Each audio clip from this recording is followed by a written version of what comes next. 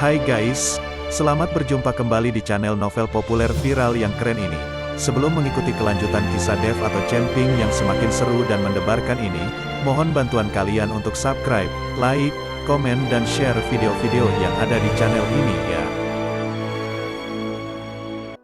Perlu diketahui bahwa novel Perintah Kaisar Naga ini adalah termasuk kategori novel ongoing. Jadi waktu update dan jumlah bab setiap hari menyesuaikan dengan update dari autornya.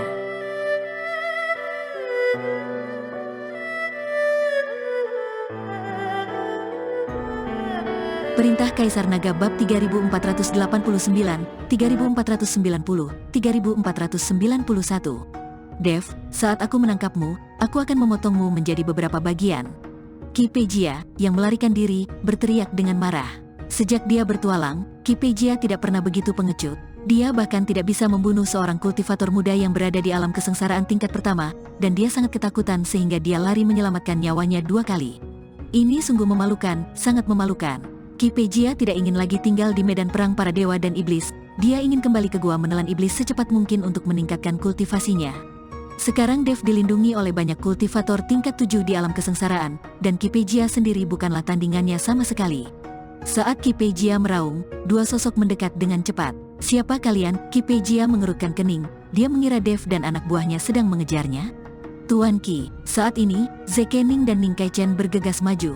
Ki Pejia memandang Zekening dan Ning Kaichen dan menyadari bahwa dia tidak mengenali mereka. Jadi dia bertanya dengan hati-hati, siapa kalian? Tuan Ki, saya adalah leluhur keluarga Ning di wilayah utara, dan ini adalah kepala keluarga Ning. Zekening dengan cepat memperkenalkan dirinya. Keluarga Ning di wilayah utara? Ki Pejia mengerutkan kening dan berkata, saya tidak mengenalnya, dan saya juga belum pernah mendengar tentang dia. Keluarga Ning tidak memiliki banyak ketenaran pada awalnya, belum lagi mereka masih berada di wilayah utara. Wajar jika Ki Pejia belum pernah mendengarnya. Tuan muda Ki adalah naga dan burung phoenix di antara manusia. Wajar jika keluarga kecil seperti kita belum pernah didengarnya. Zekening memuji Ki Pejia. Ketika Ki Pejia mendengar ini, dia sangat senang, jadi dia melonggarkan kewaspadaannya dan berkata, apa yang kalian berdua inginkan dariku? Tuan Ki, kami tahu Anda ingin membunuh Dev. Sejujurnya, kami juga memiliki beberapa masalah dengan Dev, jadi kami ingin bergabung dengan Tuan Ki, kata Zekening. Ki Pejia menatap Zekening dan Ning Kaichen dengan dingin, mendengus dan berkata, tidak, aku bisa membunuh Dev itu sendiri, aku tidak perlu bekerja sama denganmu. Tentu saja saya tahu bahwa Tuan Ki dapat membunuh Dev itu. Dev itu hanyalah kultivator alam kesengsaraan tingkat pertama. Tuan Ki memang seorang kultivator hebat dari alam kesengsaraan tingkat 8. Anda dapat menghancurkan Dev sampai mati hanya dengan 1 jari. Tetapi ada banyak pembantu di sekitar Dev, dan ada juga banyak kultivator tingkat ke-7 dari alam kesengsaraan yang menjaganya, jadi tidak mudah bagi Tuan Ki untuk membunuh Dev. Dan apa yang terjadi setelah Tuan Ki membunuh Dev? Tidakkah Anda ingin mendapat tempat di seluruh wilayah selatan? Apakah Anda masih ingin menjadi seorang kultivator biasa? Bukankah Anda ingin memiliki kekuatan dan kekuasaan sendiri? Zekening adalah sosok yang sangat pintar, dan dia segera berbicara membidik hati Ki Pejia. Ki Pejia dulunya adalah seorang kultivator biasa, dia dipermalukan dan bahkan dipaksa masuk ke gua menelan iblis oleh Jindong. Jika bukan karena memasuki gua menelan iblis, Ki Pejia tidak akan melakukan petualangan itu. Mungkinkah dengan bekerja sama denganmu, aku bisa memiliki kekuatanku sendiri? Kamu hanya 2 orang, dan keluarga Ningmu berada di wilayah utara, jadi bagaimana kamu bisa datang ke wilayah selatan untuk berkembang? Ki Pejia bertanya dengan bingung. Tuan Ki, selama kita bekerja sama, saya dapat menemukan cara bagi Anda untuk memiliki kekuatan Anda sendiri, dan saya juga dapat menjadikan Dev sasaran kritik publik dan diburu oleh beberapa keluarga besar. Zekening berkata dengan tegas. Apa yang bisa kau lakukan? Ki Pejia bertanya dengan rasa ingin tahu.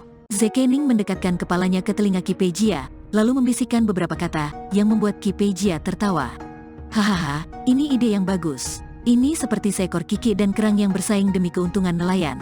Ki Pejia tertawa dan berkata, melihat ekspresi tawa Ki Pejia, Zekening sedikit mengangkat sudut mulutnya dan sangat bangga. Ning Kaichen berdiri di samping, tidak berani bernapas sekarang leluhur bekerja sama dengan kultivator iblis, dia, sebagai kepala keluarga, tidak dapat menghentikannya. Sekarang Ning Kaichen hanya berharap setelah membunuh Dev, dia akan berhenti bekerja sama dengan Ki Pejia. Anda tidak boleh memberitahu keluarga lain di wilayah utara, jika tidak maka Zekening akan semakin kehilangan statusnya. Sementara itu, Dev, Helena dan Baikian sudah menemukan pintu masuk dan keluar dari medan perang para dewa dan iblis, dan kemudian meninggalkan medan perang para dewa dan iblis.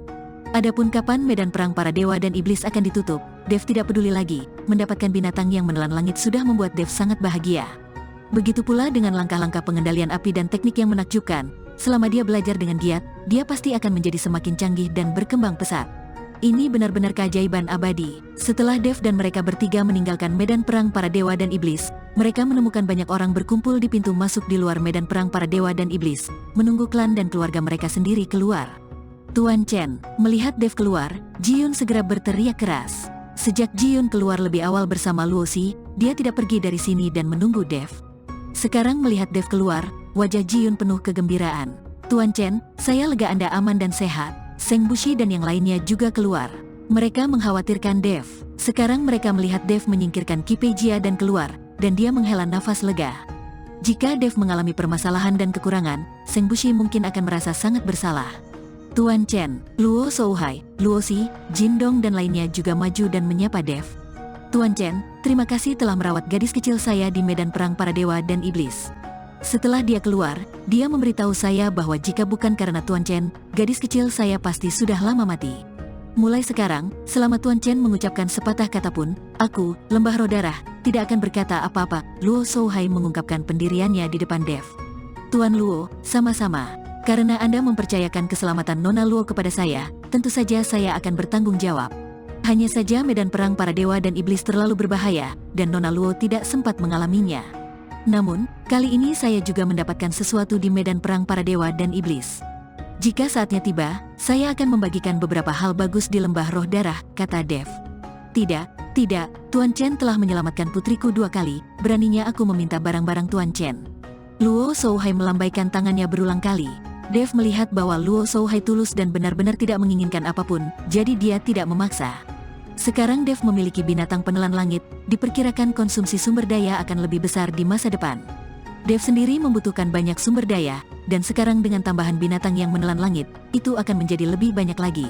Tuan Lembah Luo, kenapa aku tidak melihat penatua hantu Gunung Tianmo? Dev sedikit penasaran, mengapa hantu Gunung Tianmo itu pergi. Penatua hantu Gunung Tianmo berada pada saat kritis untuk terobosan saat ini, jadi dia tidak bisa menunggu di sini. Dia telah memberitahuku bahwa jika Tuan Chen keluar dari medan perang para dewa dan iblis, dia tidak boleh meninggalkan Gunung Tianmo. Penatua hantu Gunung Tianmo juga ingin berkomunikasi lebih banyak dengan Tuan Chen, kata Luo Shouhai. Ketika Dev mendengar ini, dia mengangguk. Dia tidak punya rencana untuk meninggalkan Gunung Tianmo, dan Dev masih memiliki beberapa hal yang belum selesai di Gunung Tianmo. Qi Pei Jia mengejar Dev beberapa kali dan membuat Dev sangat malu. Dev tidak akan melepaskannya begitu saja. Ada juga gua menelan iblis, Dev juga ingin melihatnya. Sekarang setelah Bos Chai, Tuan Miao, dan yang lainnya telah pergi, Dev tidak perlu khawatir tentang apapun dan dapat tinggal di Gunung Tianmo lebih lama. Tuan Chen, kami harus pergi juga. Ini adalah tanda dari keluarga Seng saya. Kami juga berharap Tuan Chen bisa menjadi tamu di keluarga Seng saya ketika Tuan punya waktu, sehingga saya bisa menjamu Tuan Chen dengan baik, Seng Bushi berkata kepada Dev dengan sangat tulus. Tuan Seng, sama-sama. Saya pasti akan pergi ketika saya punya waktu. Dev tersenyum ringan. Tuan Chen, jangan lupa, Anda harus ke tempat kami. Seng Jiahui tersenyum, mengedipkan mata pada Tuan Chen dan berkata. Terlihat mata Seng Jiahui penuh kekaguman, seperti seorang gadis kecil yang melihat idolanya. Dev tersenyum dan mengangguk. Semua orang di keluarga Seng pergi, dan Seng Jiahui mengambil 3 langkah untuk melihat ke belakang. Tuan, menurutku gadis kecil ini telah jatuh cinta padamu. Tidak akan lama lagi kamu akan memiliki wanita lain untuk menghangatkan tempat tidurmu. Helena berkata pada Dev sambil tersenyum. Diam, Dev tampak malu. Lagi pula, sangat memalukan untuk mengatakan hal seperti itu di depan Luo Shouhai dan yang lainnya. Tuan Chen, kami juga tidak bisa pergi. Medan perang para dewa dan iblis ini mungkin akan ditutup selama beberapa hari. Luo Shouhai berencana membawa Dev kembali ke Lembah Roh Darah dulu. Dev mengangguk dan bersiap untuk pergi bersama Luo Shouhai. Tunggu sebentar. Saat ini, Cheng Jinghui berjalan mendekat, lalu melirik ke arah Dev dan berkata, apakah kamu melihat muridku di medan perang para dewa dan iblis?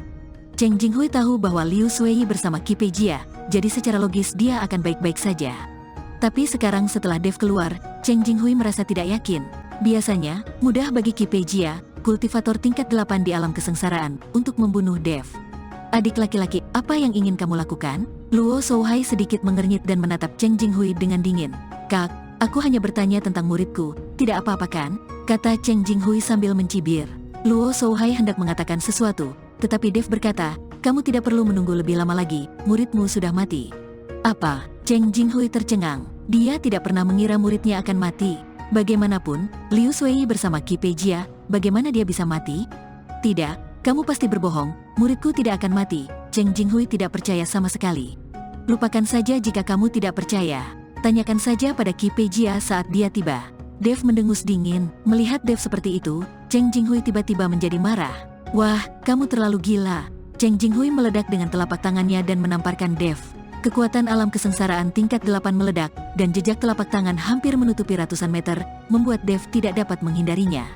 Pada saat ini, bahkan kekosongan di sekitar Dev disegel oleh aura menakutkan Cheng Jinghui, membuat Dev tidak punya tempat untuk melarikan diri.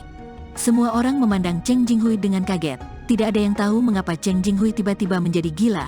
Kamu sangat berani, kamu berani menyerang Tuan Chen di depanku. Luo Shouhai juga sangat marah, dan tubuhnya langsung memancarkan ribuan cahaya kemasan, seperti matahari yang terik di langit. Kemudian dia berteriak keras, menepuk telapak tangannya, dan gelombang aura melonjak, seperti sungai yang bergelombang, tak terhentikan. Pukulan dahsyat ini menuju ke arah Cheng Jinghui, dan kemudian bertabrakan dengan telapak tangan Cheng Jinghui. Duar, terdengar suara ledakan. Setelah suara keras, kedua cetakan telapak tangan itu langsung hancur.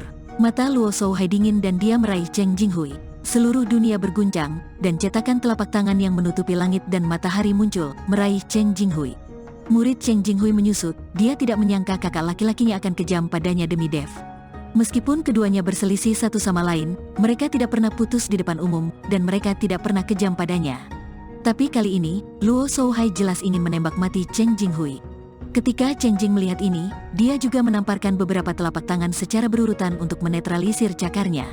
Kakak senior, apakah kamu benar-benar ingin membunuhku? Cheng Jinghui bertanya dengan tidak percaya. Jika kamu berani menyerang Tuan Chen, kamu akan mati tanpa ampun. Karena itu, Luo Shouhai sebenarnya ingin mengambil tindakan. Tuan Lembah Luo, di depan begitu banyak orang, kalian berdua mengambil tindakan, yang jelas-jelas melanggar aturan. Bukankah itu buruk? Pemimpin Sekte Kong dari Sekte Xuanyin muncul dan memandang Luo Shouhai dengan sangat tidak puas. Di belakang Sekte Master Kong, ada beberapa orang yang mengikuti. Orang-orang ini memiliki aura yang sangat kuat dan jelas berasal dari sekte dekat Gunung Tianmo. Aturan ini dibuat bersama oleh semua orang. Luo Shouhai dan Cheng Jinghui, sebagai sekte iblis di Gunung Tianmo, juga berpartisipasi di dalamnya. Namun kini keduanya terang-terangan melanggar aturan. Cheng Jinghui lah yang mengambil tindakan pertama. Jika saya tidak mengambil tindakan, bukankah kalian melihatnya akan membunuh orang? Luo Shouhai berkata sangat tidak puas. Tentu saja Master Sekte Kong tahu bahwa Cheng Jinghui lah yang mengambil tindakan pertama, jadi dia melihat ke arah Cheng Jinghui dan berkata, Sekte Master Cheng, sebagai seorang tetua, bagaimana Anda bisa melanggar aturan dan menyerang secara terbuka? Bersambung.